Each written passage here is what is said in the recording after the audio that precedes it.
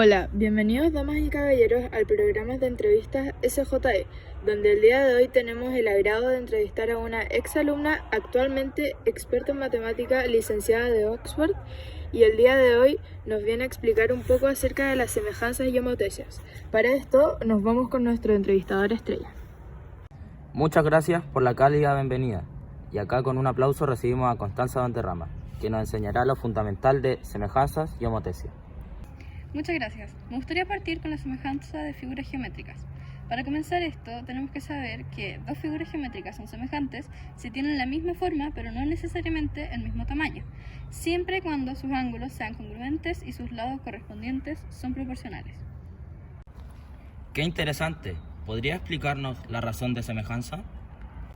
Claro que sí. La razón constante entre los lados correspondientes se llama razón de semejanza, K.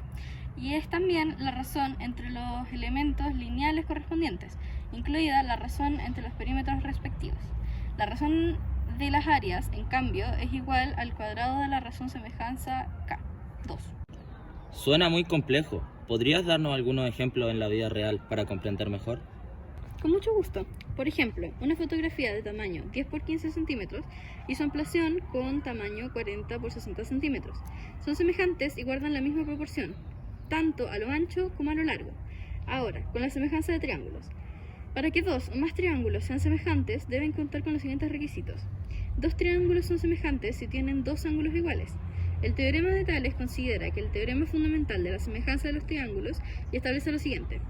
Toda recta paralela a un lado de un triángulo forma con los otros dos lados o con sus prolongaciones otro triángulo que es semejante al triángulo dado. Dos triángulos son semejantes si tienen dos lados proporcionales e igual el ángulo que forman. Dos triángulos son semejantes si sus lados son proporcionales. ¿Y esto cómo se puede ver reflejado en la vida real? Se puede ver reflejado, por ejemplo, en la construcción de planos o maquetas a escala para edificios, aviones o barcos. Requiere de una buena aplicación de los conceptos de semejanza y proporcionalidad, es decir, el tamaño de cada una de sus partes debe estar acorde con el tamaño que el objeto tiene en la realidad. Increíble. ¿Nos podría explicar el teorema de Tales?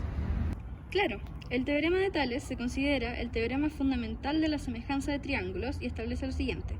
Toda recta paralela a un lado de un triángulo forma con los otros dos lados o con sus prolongaciones otro triángulo, que es semejante al triángulo dado.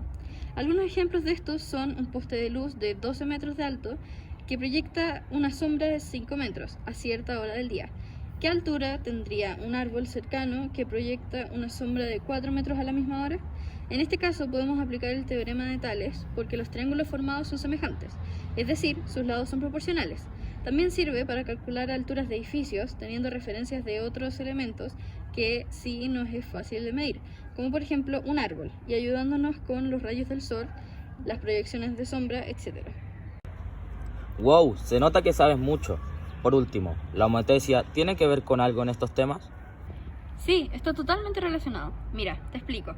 La homotecia es la deformación de una figura, que se hace más grande o más pequeña, todo en base a un punto, el cual se toma como una referencia, conocido como el centro de la homotecia. Se ocupa mucho en el dibujo técnico, también en las proyecciones industriales, construcciones civiles y diseños gráficos. Es de mucha utilidad al permitir proyectar y virar figuras a escala. Muchas gracias por esta increíble explicación. Volvemos al estudio con Amalia. Muy interesante. Gracias por ver. Nos vemos mañana en el mismo canal y a la misma hora. Adiós.